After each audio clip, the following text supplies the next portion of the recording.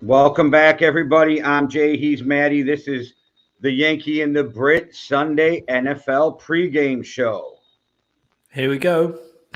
Another exciting week of football ahead. I mean, it's one of those weeks, Jay, where it's us two going head to head. It's happened. It happened last year when we did it as well, and it was a crazy game. I just wish we were both playing so I could tackle you.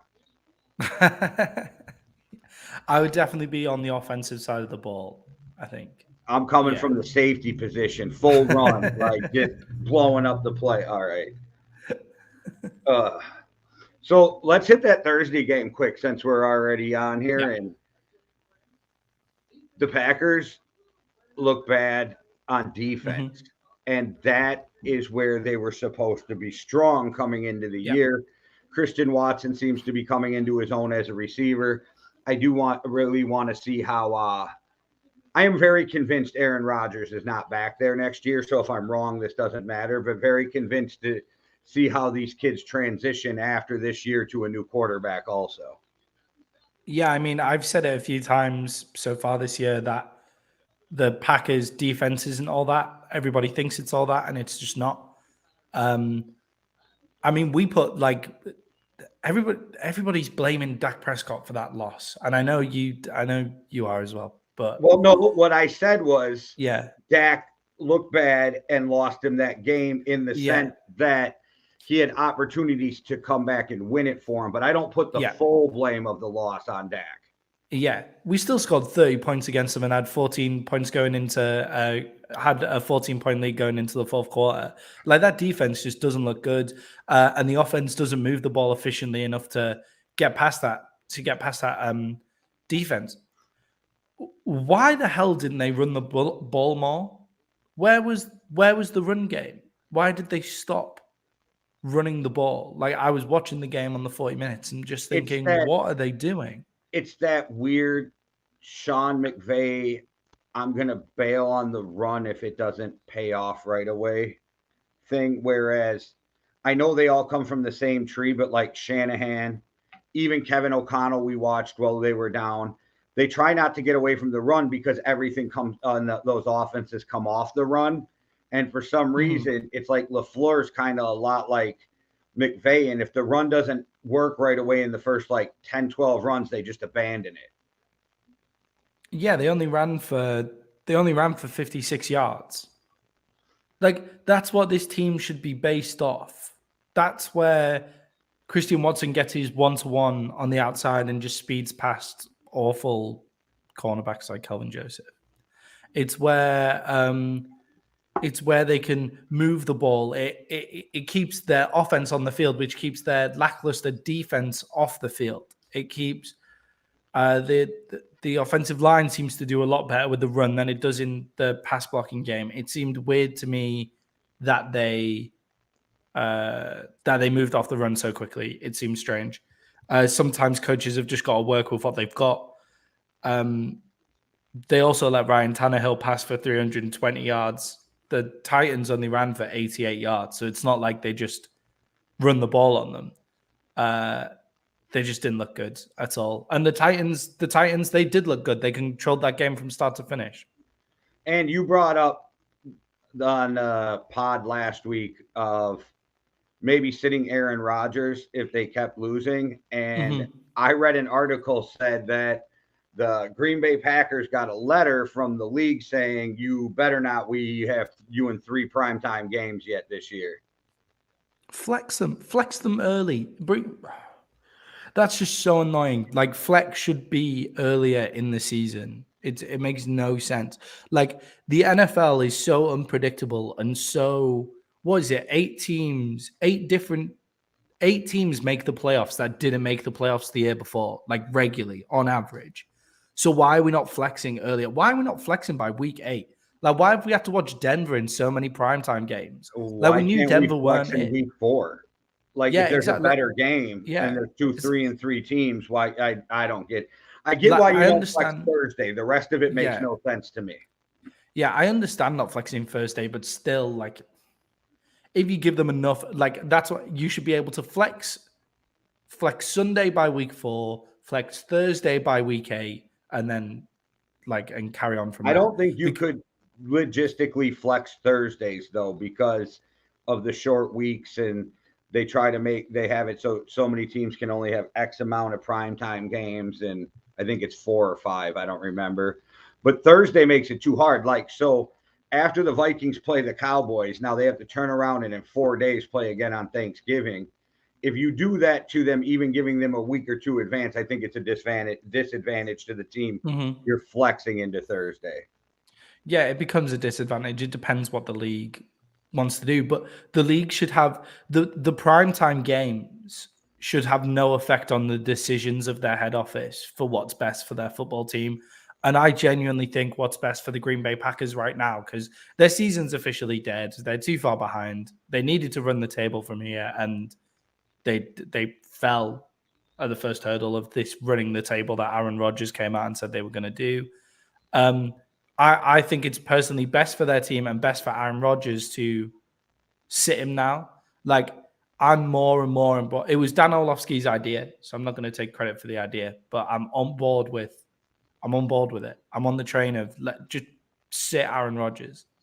In a football sense, it makes sense. In a business sense, it makes zero sense. And NFL is more of a business than a sport.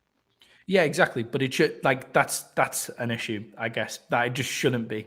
It's something that I'm struggling with the World Cup right now, that Qatar have the World Cup, not a nation that actually plays football, has the infrastructure for football, doesn't have to kill migrant workers to make pissed off right now about the World Cup. So we all are. But it's okay because the FIFA president called us racist. Well, I seen that Germany usually makes a big show of it, and now nothing. Germany's quiet as a fucking mouse right now about the World Cup. Yeah.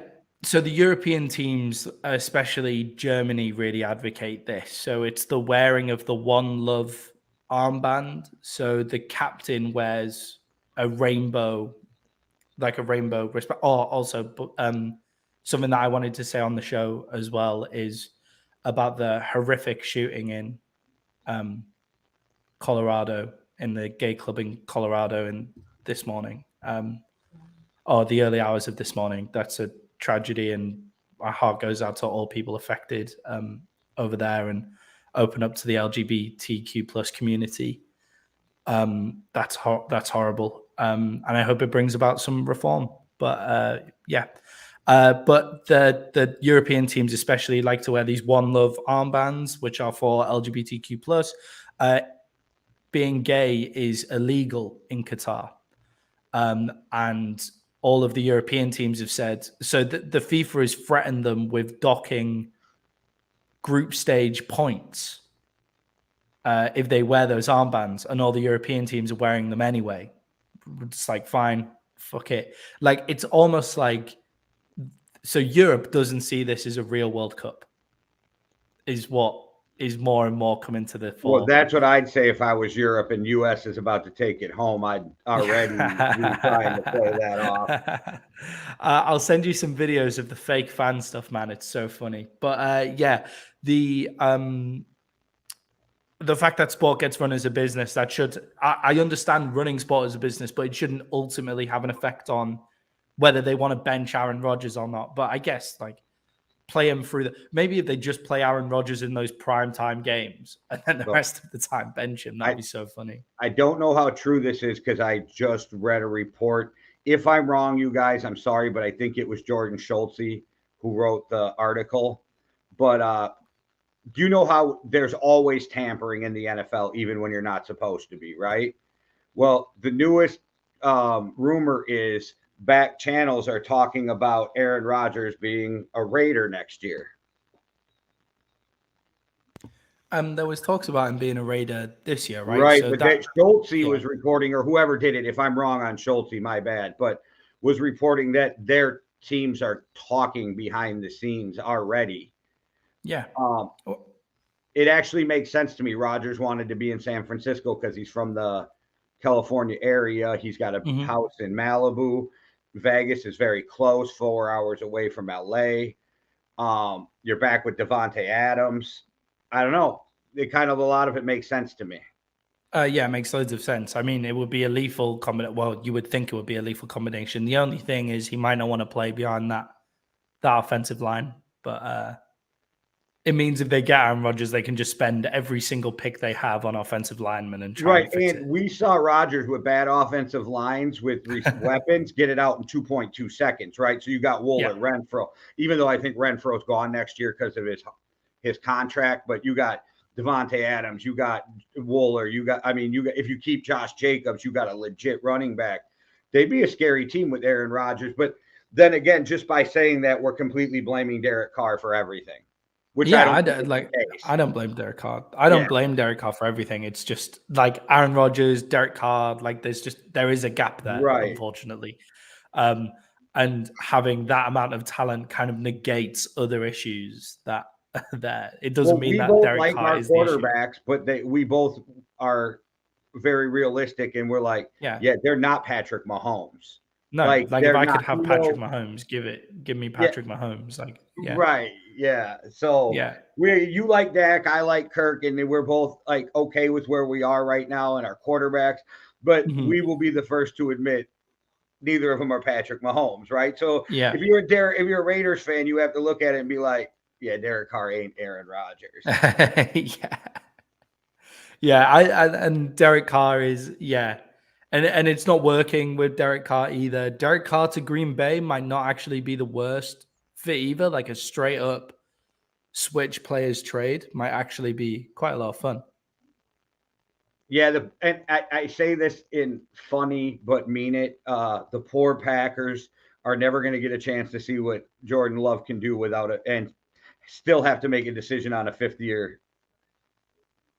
Yeah, but they that's what's irritating. They could actually see what Jordan Love could do right now. Maybe they still do it. I'm just telling you, I read something that said behind the scenes, the NFL's going, you better watch this. We have a lot of money to be made. I don't know how true this is. I only read what I read. You know what I mean? But it sounds very NFL-like. Yeah, there's got to only be 2 non-flexible primetime games left for the Packers, right? So maybe play Aaron Rodgers in those 2 games, and then every other game around it play Jordan Love. Yeah, I'd like to see them play Jordan Love because I get pretty much guarantees that they just keep losing. Yeah, but I don't think we need many more guarantees that they're not going to win that division, and the wild card spot is probably out of reach.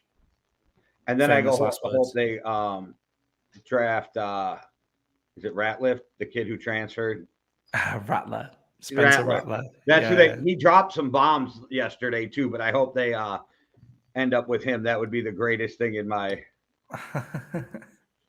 So let's get on to some of these games. Let's start along the lines of Carolina Panthers, Baltimore Ravens. Ravens are a 13-point favorite. I think the Ravens are going to win, but I'm taking Carolina in the 13 because I think Baker and the Panthers keep it closer than 13 by time, even if it's mop-up numbers at the end of the game. Mm-hmm. Yeah, and they can keep it close by running the ball. They do have a decent run game. It is there. It is existent. The Ravens aren't the quickest scoring, in my personal opinion. They're not the quickest scoring offense. I mean, somebody can throw out some stats there and take me down if they want to. I haven't watched loads of Ravens football this year. But they're not the quickest scoring team. They don't have the weapons to be the quickest scoring team, especially with Rashad Bateman is out for the season, right? So yeah, I struggled to see them. I wouldn't bet on it. I wouldn't bet on them making the 13. However, that all said, I'm going to take them to cover the spread, the 13, just on pure. The Panthers aren't very good. The Ravens are really buttoned up, and they probably will keep them at least 13 points in terms of arm's length. All right. I just think double-digit point spreads are always crazy in the NFL because it is the NFL. So like I said, I picked the Ravens to win, but I think Carolina covers the spread.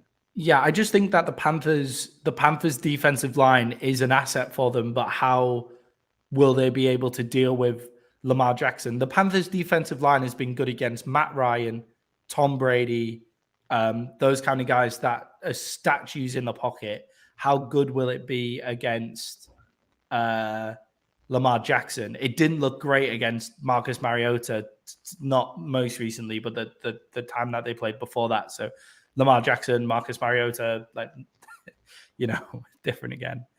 So yeah, I could see Lamar having a play day, to be honest. All right. Well, then we got the Philadelphia Eagles versus the Indianapolis Jets.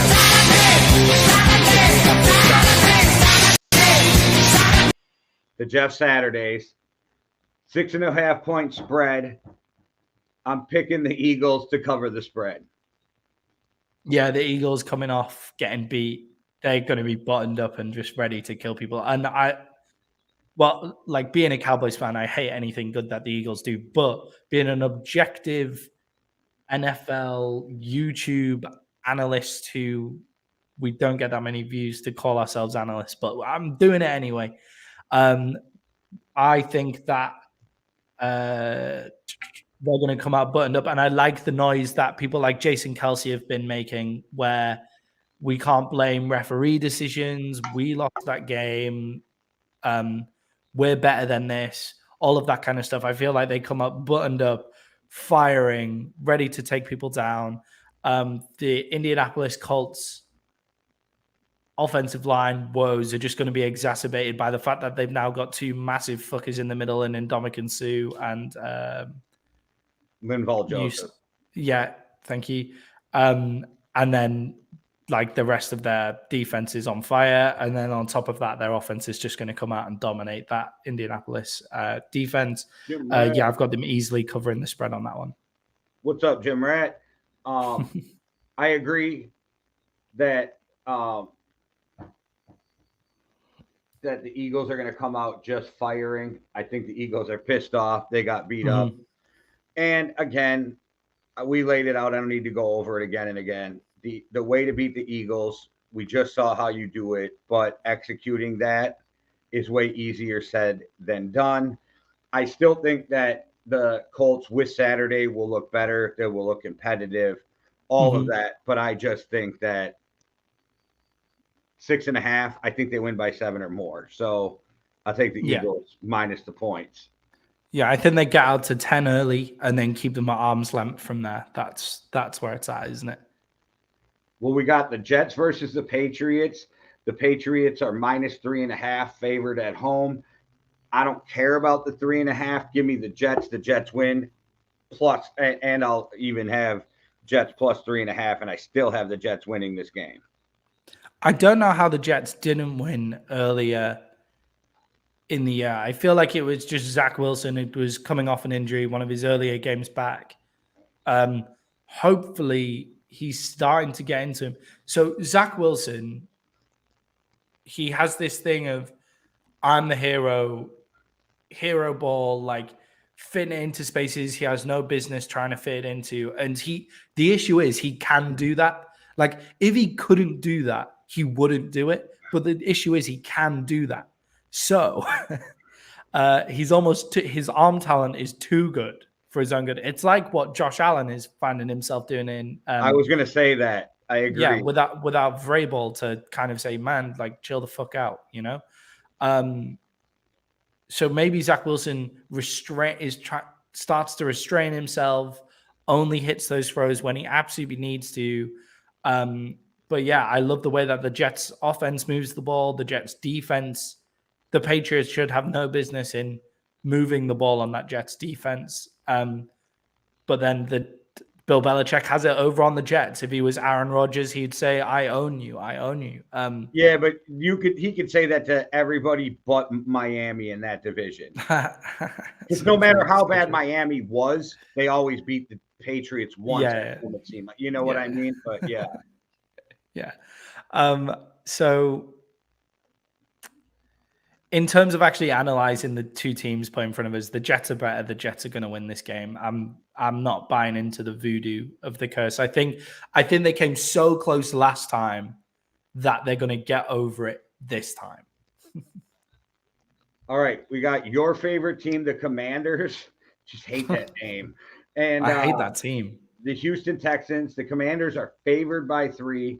It's -3. Okay, I almost think whoever wins this game is going to win by 3, and so that would be a push in the betting lines. But I'm gonna take the Texans to win this game because I feel like the Commanders are coming off a huge emotional game, and I think it's gonna take their toll. And that's the only reason because I actually think the Commanders probably have a better team. I like what Taylor Heineke's doing. The emotional roller coaster. I get 3 points. Okay, I'll take the Texans. Give me the 3. Yeah, so I feel like Taylor Heineke is coming off. I feel like the Texans keep coming close, but not actually getting over the line. So I struggle to take the Texans in any I game. agree with that. And Taylor Heineke is this fourth quarter or second half master who just comes out. He looks like he reminds me of Tony Romo, like at times.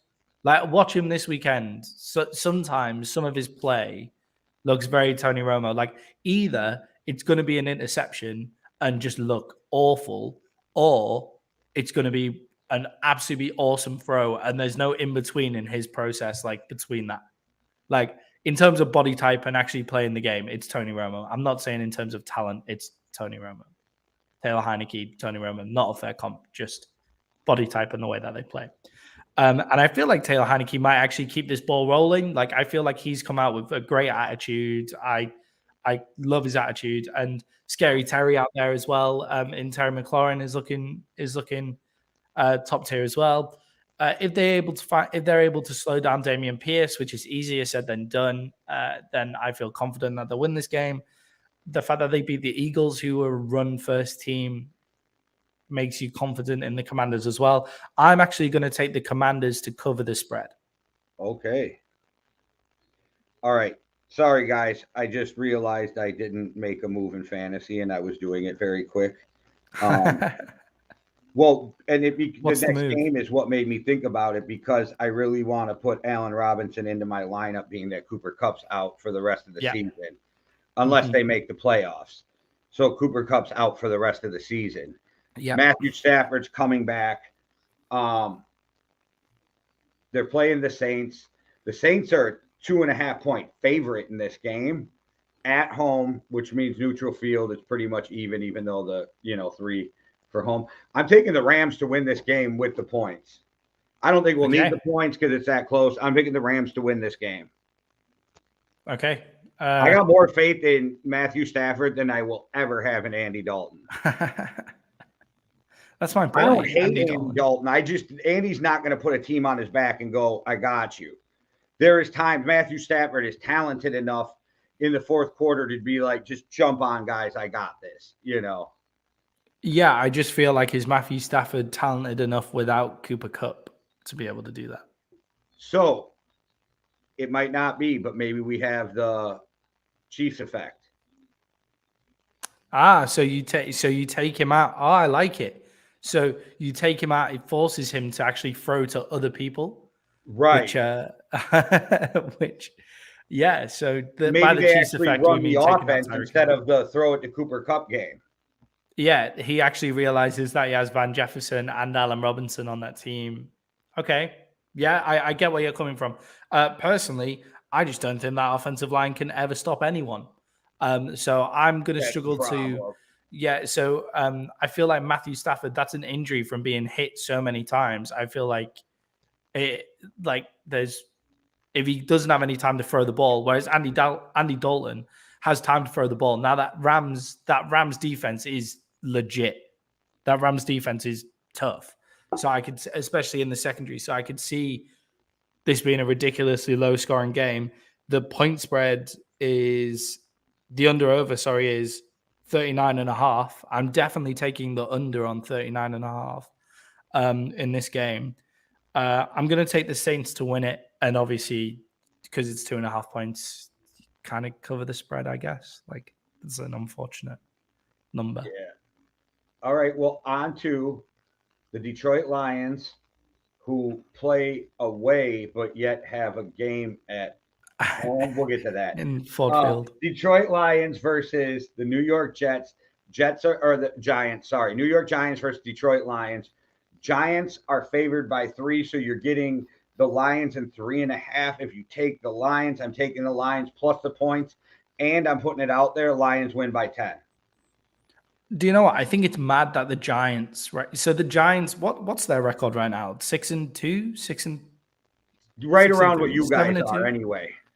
7-2, 6-3, like somewhere like that. I think they had their bye last week, so maybe it's 6-2. Yeah, Don't I'll know. tell you in a second. Tell us what you were thinking. Whereas the Lions have a losing record, and the Giants are only favored by -3, and that's just because of the way that they play. Like the Giants, I feel like the Giants would play a close game even if they were 10 points better than the team. Seven Like and two. I feel like that's the only way that the Giants win is they play close games. That's almost the way that they have to win. Like I would feel worse if the Giants got up by 10 for some weird reason. Yeah, That's how exactly. we You win. guys are the same. Really close games. Yeah, but you guys win really I close know, but games I'm just against saying. like good opposition. Yeah, like against. I think Detroit's going to win this game. I don't know why. I just think Detroit is a bad matchup if they come out and play the Detroit that can put up points. Yeah, so I feel like Detroit's defense as well has had a turnaround since the bye. I said that when they played the Cowboys. You told me it was Dak just being shit, which it was a mixture of Dak being shit and Detroit having a turnaround since the bye. But I feel like they play a lot better now since the bye. They have shown an ability to attempt to stop the run, which is important against the Giants. As long as they can stop the run enough for them to put up 30 odd points, then they'll win this game. I do love Vrabel. I think Josh Allen is missing Vrabel. Colin Cowherd said this, and a lot of the time I don't listen to his words, but when he put this forward, I was like, that's a great point that Josh Allen is missing Vrabel to like rein him in and play within the system and things like that. I'm taking the Lions in this game. See, there we go. We're going together. All right. I'm excited to talk. I'm literally excited to talk about the next game. But before we do, let's hear a quick word from Freezes. What's good? It's your homie, Freezes Christ. Y'all know the deal. Make sure y'all head on over to overtimehustling.com where you can catch all the latest merch, all the newest mags, all the media, everything, know what I mean? And you can also find me on Winging It with the homies Keith G, King Dale, and Payne Gusto. And you can catch me on Turf Tales with the homie SK. And if you got nothing to do on Sundays, even if you do got something to do, make sure you tap in the Overtime Reactions hosted by the homie Cuzzo. And I cannot forget the homie Jay over there at the Yankee and the Brit channel. So make sure y'all go over there and check them out. And hey, check me out, your boy Freezes, on that Real Talk with Jay. It was a hell of an interview, yo. Gotta do it again. I keep saying it because I mean it. We gotta do it again. I had a great motherfucking time. But anyway, you know who it is. Freezes H, OTH, Yankee and the Brit, Winging It, Turf Tales, Overtime Reactions, Chronicles Podcast. You know the drill, Cush's Corner. It's a motherfucking movement. So move with it. Or move out the motherfucking way. Simple and plain. Overtime hustling, we hustling overtime. Chicago, Atlanta. That's the game I've been going. This is the toughest game of the week for me to pick. It really was. And I went back and forth. And I almost went with the Bears because of the points. If it was 3, I probably would have took the Bears because I felt like I'd get a push at the absolute worst. I do think it's probably going to be a 3-point game. I got more faith in Mariota's arm than I do Justin Fields' arm. Mariota is not the athlete that Justin Fields is, but he is kind of an athlete. And I think the thing that takes him over the top, Cordell Patterson, I got Atlanta winning this game. But I wouldn't be shocked if Chicago won this game, and I think it's going to be close. And you're taking Chicago. Yeah, I'll take Chicago. I knew that. I'll take Chicago in this one. So yeah, but I do love the Falcons. I think the Falcons are actually one of my sweetheart teams for this year. Fun to watch, aren't they? Because you never know. Yeah, 2 very fun teams to watch in 2 very, very different ways. So the Falcons have this like crazy aerial game which marries up with this top tier running game that you don't know who's going to run the ball at any point with Cordero Patterson and Marcus Mariota, and then Tyler Algier is actually having a good season as well, and I personally think they could use Drake London and Kyle Pitts a lot more. Like, just sometimes just throw up those fuck it balls, like every now and again. Like on third down, just third down on your halfway line, throw up a why fuck don't it more ball. teams? I thought about this week. So it's third down. Why don't you tell your quarterback? Like, let's use the Vikings, the Cowboys, because they're the teams we're the most good. So it's 3rd and 10 on your own 40, right? If you don't get it, you're going to have to punt. You run a play, but you send CD long and you send JJ long, and you're just like, hey, if nothing's there, just launch a 50-50 to one of these guys, because even if it's picked, it's like a punt. Yeah, exactly, right? Like, just one of these fuck it plays. And when you have guys like Drake London, like the reason that you've been thinking that this week is because you have Justin Jefferson who makes those Yeah, CD crazy can plays. make those too, though. Yeah, CD as well, right? But Atlanta have Drake London and Kyle Pitts. Right. Like, why don't Atlanta more teams do this? Yeah, Atlanta are a perfect offense to run these plays. And Chicago, by the way, Chicago can also do this with Chase Claypool now. Like, Hey. Fields' arm is legit, like in terms of like Hey. actually sending that ball 60 yards down the You field. see with Sean McCoy, Shady came out and said, quit blaming the receivers. Field sucks. Yeah, but that's fine until you watch all the drops. Like, it's both.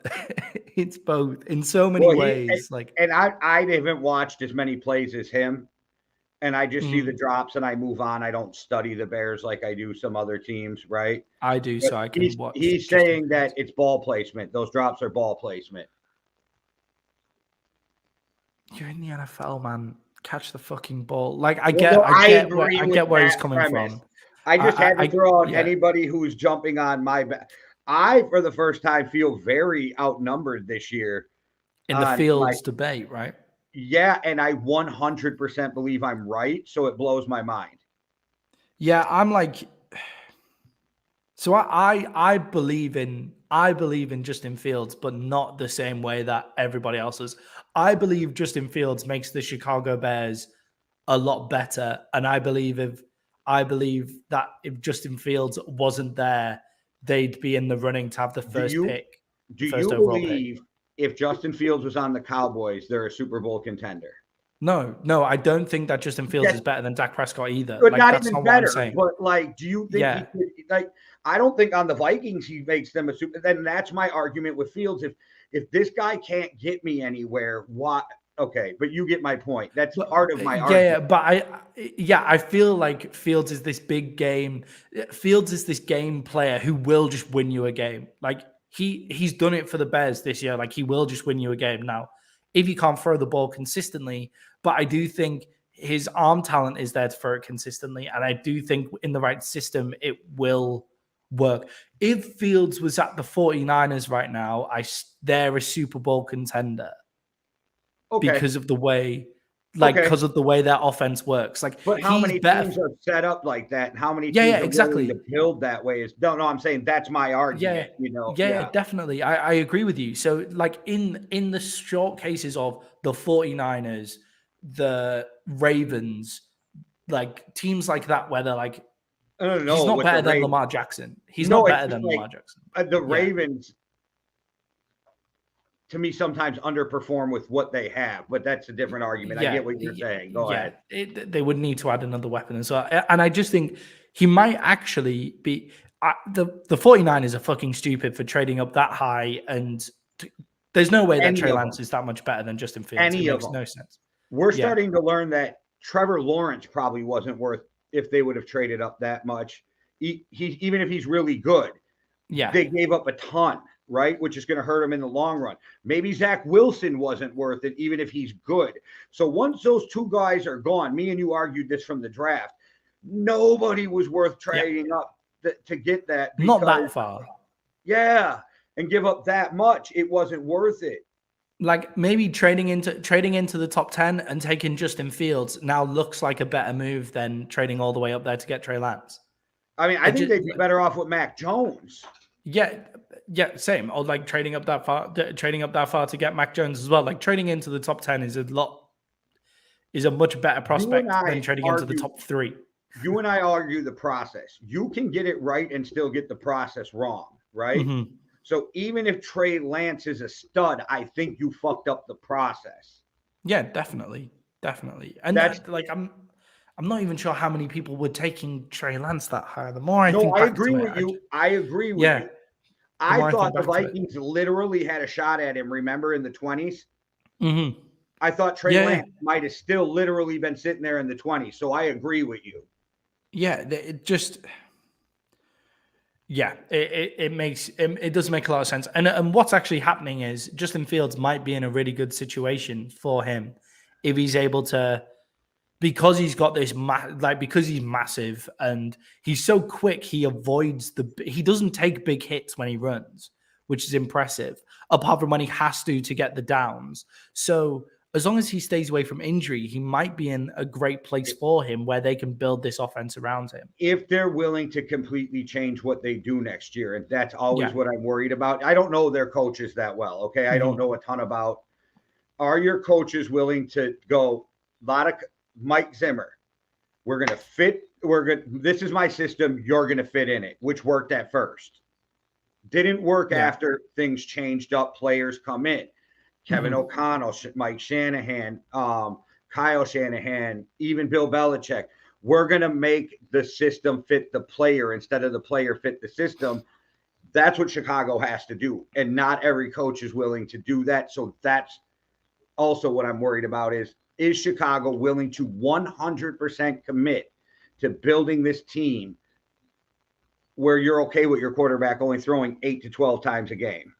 Yeah, and the issue is they've got a defensive head coach, which means once they find that offensive coordinator where it will work, they'll lose him Right. immediately, which that's just bad for Justin Fields. They've done an awful job of supporting That Justin Fields, and now Justin Fields Chris is worth Sims is the one supporting. who convinced me that you should never hire a defensive head coach, and it has nothing to do with the coach. It's Yeah, because you're always going to lose your offensive coordinator.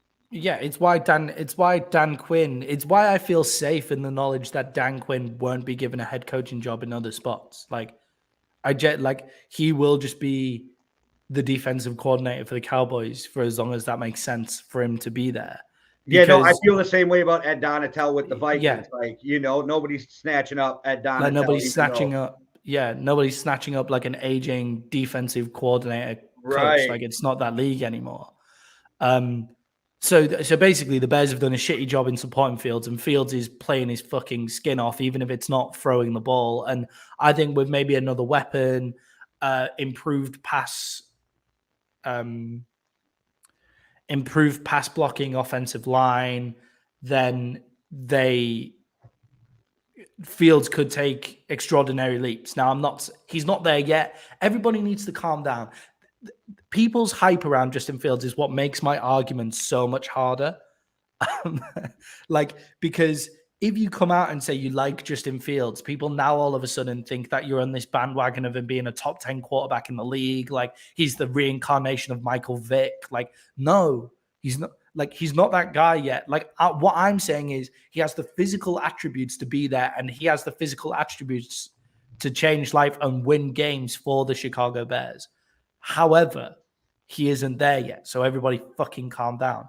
I feel like they beat the Falcons. I feel like the Falcons need to unlock their full offensive potential, and then they'll go wild. Cordero Patterson's still coming back from that injury, but he should be more fit. So, have you seen the over/under on this? Is 48.5 points.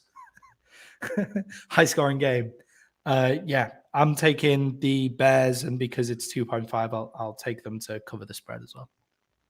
Oh, All no, right, I don't even need to do that. Yeah, The you get the 2.5 dogs. point. Yeah, I can Yeah. just take the Bears. So Browns versus Bills in Detroit because there was a blizzard in Buffalo. That shit isn't Which just a is blizzard. very That shit weird is because wild. the Bills play in Detroit next week too. So do they go home or do they just stay? I imagine that's why Thursday. they're staying there. I imagine that's why they stay, so they don't get their travel doesn't get disrupted by the blizzard. When they coming always back move out. those games to Detroit, it's weird. Like when there's a fuck up, bad weather, let's move it to Detroit. That's what it seems like. It's a dome, right?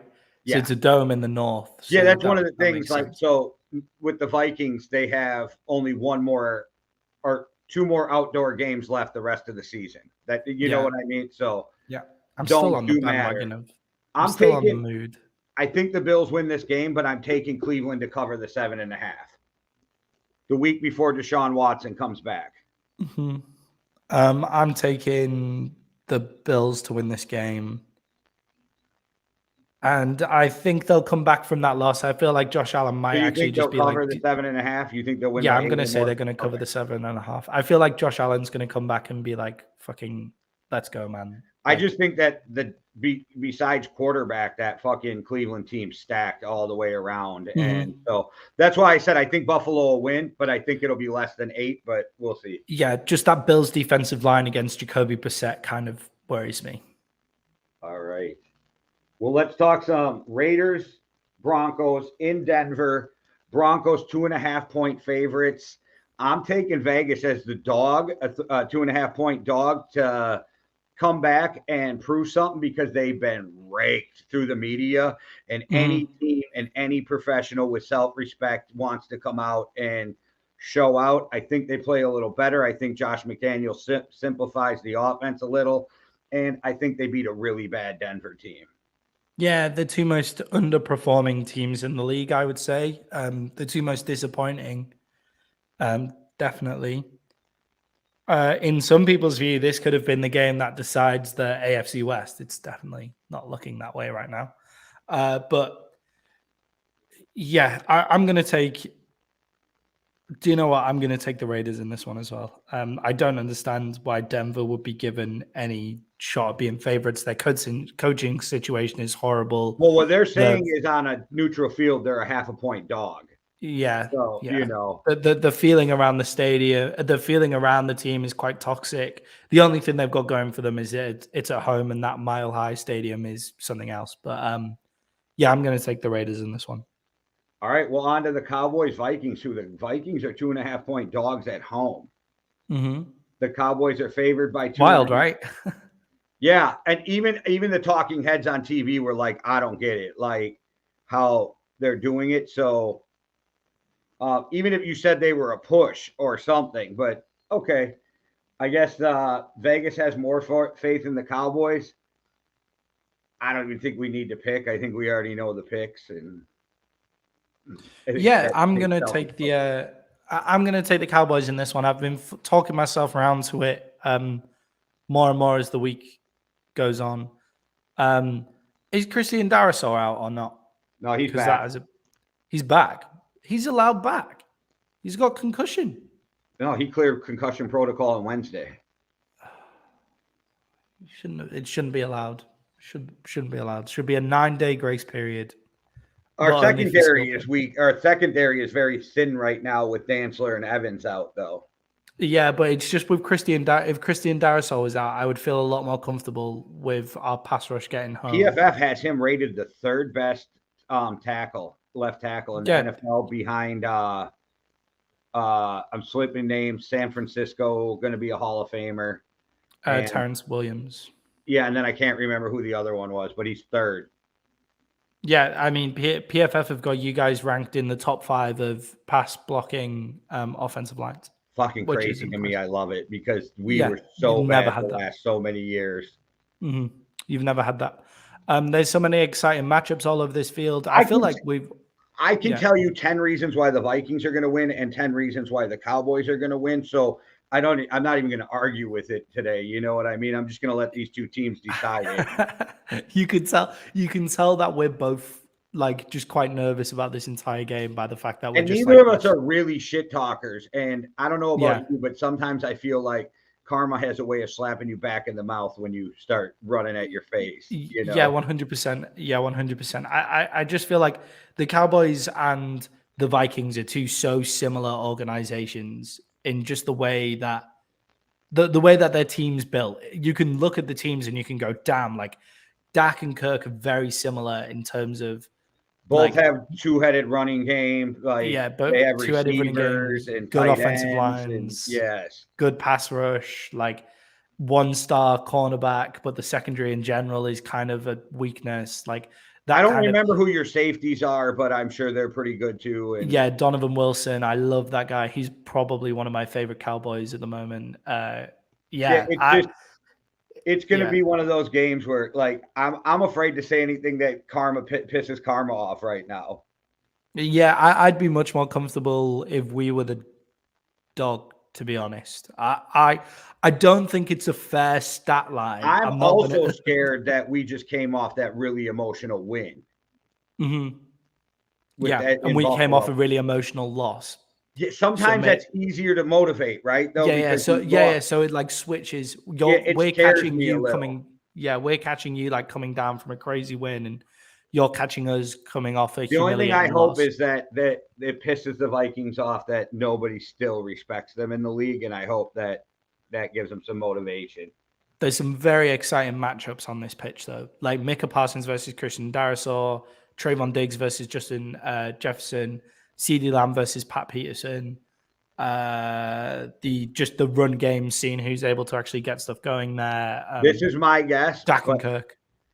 I don't know why, but I think we double up CeeDee Lamb and have Patrick Peterson on your number 2 receiver. Bring it. I would love that. Michael Gallup will have a day.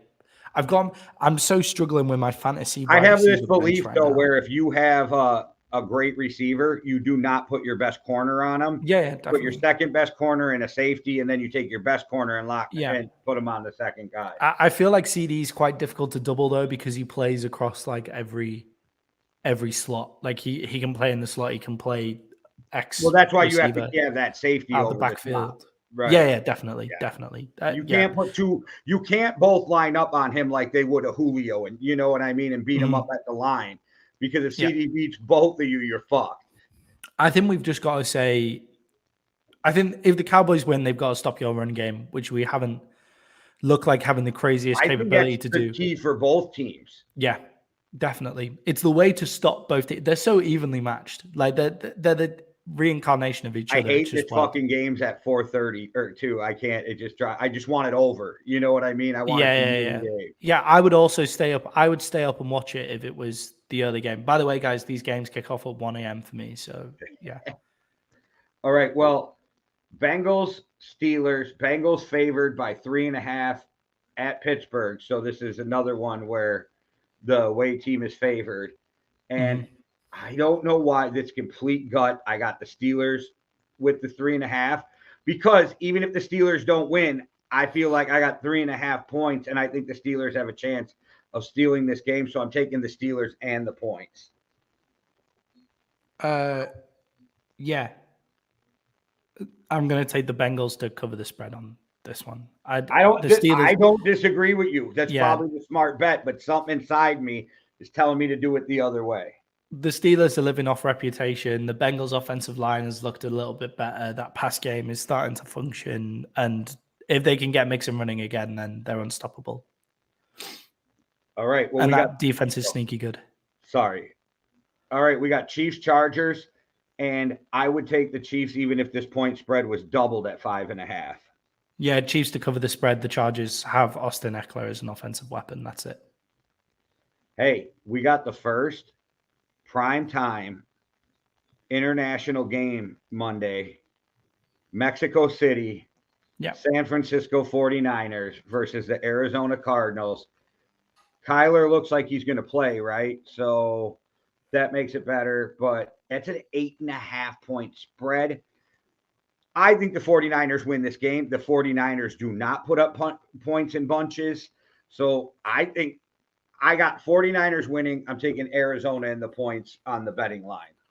Yeah, two fan bases that have a big deal of Mexican fans, right? Like one in California and one in Arizona, like two right on the border. So, but a big Mexican fan base, that should be a lot of fun.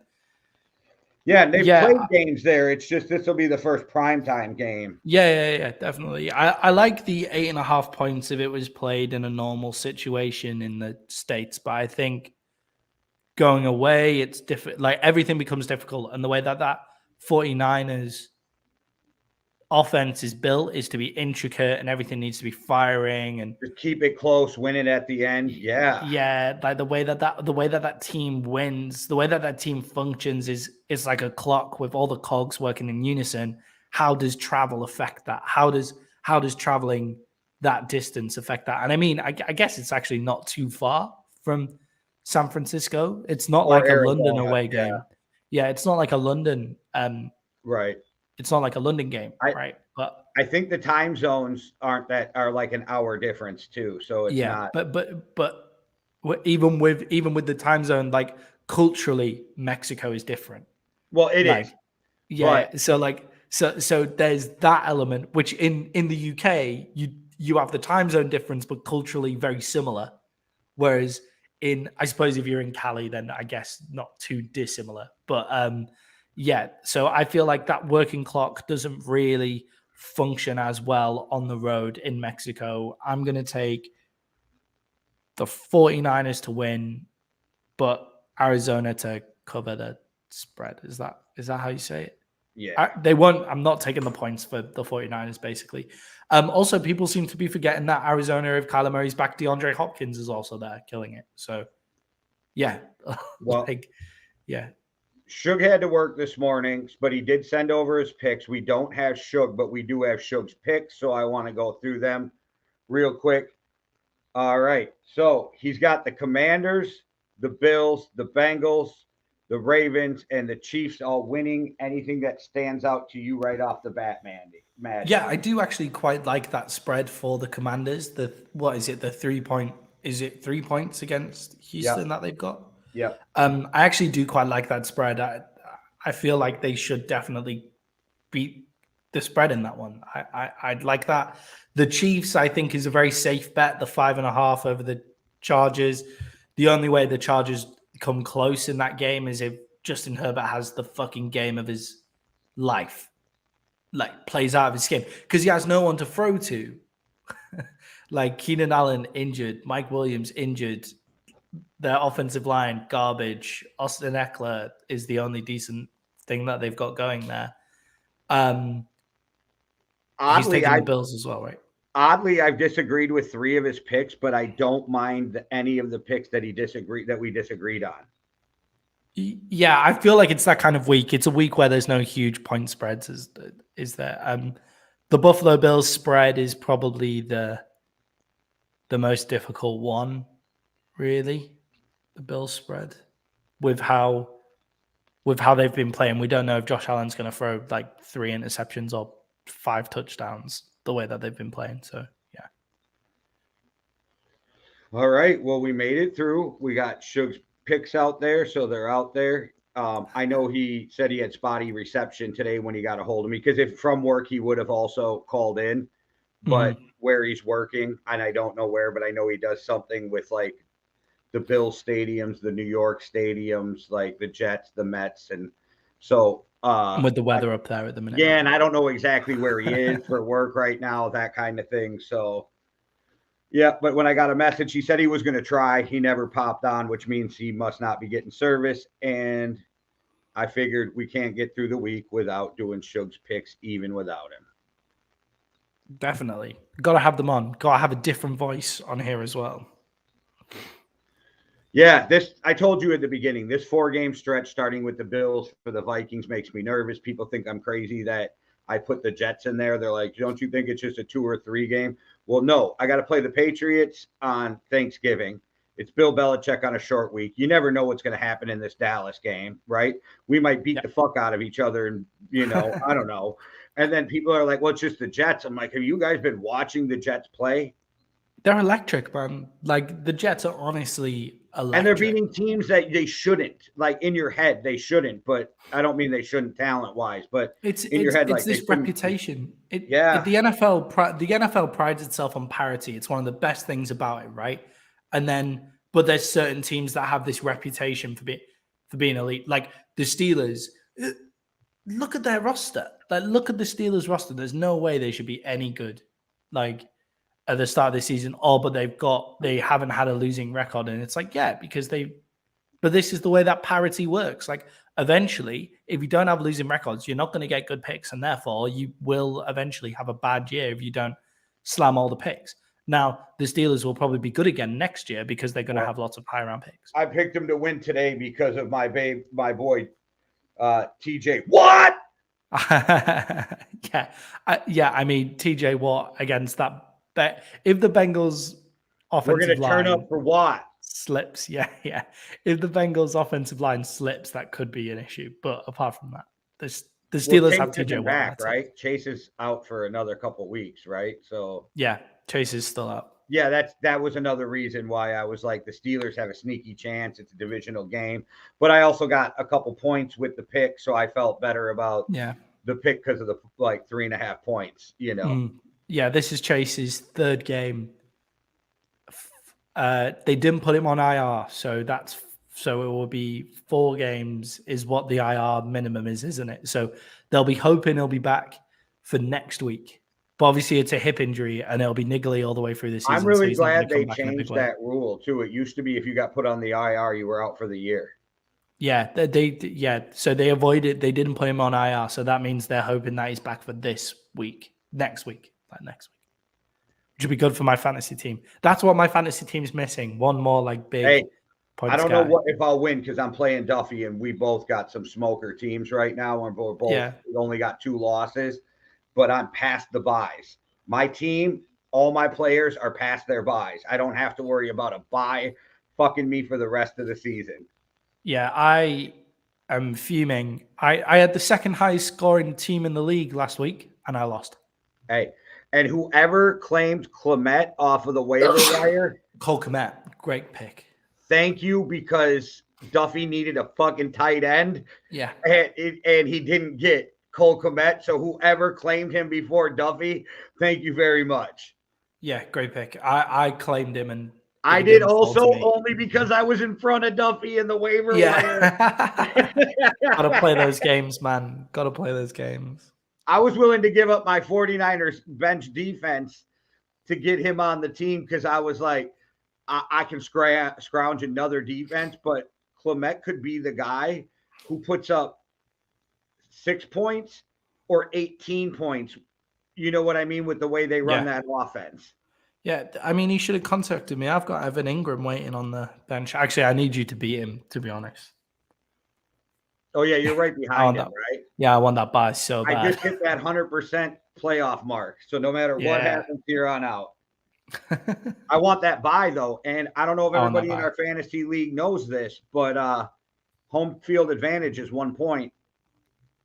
That's wild. I didn't know that. Was that the same last year? Nope, I added that this year. Cool. I like it. I figured with 6 teams, by making the playoffs in a 14-team league, that if you had the better record, you deserved something going into that. So, but I didn't want to make it 5 points or nothing crazy like that. So it's 1 point.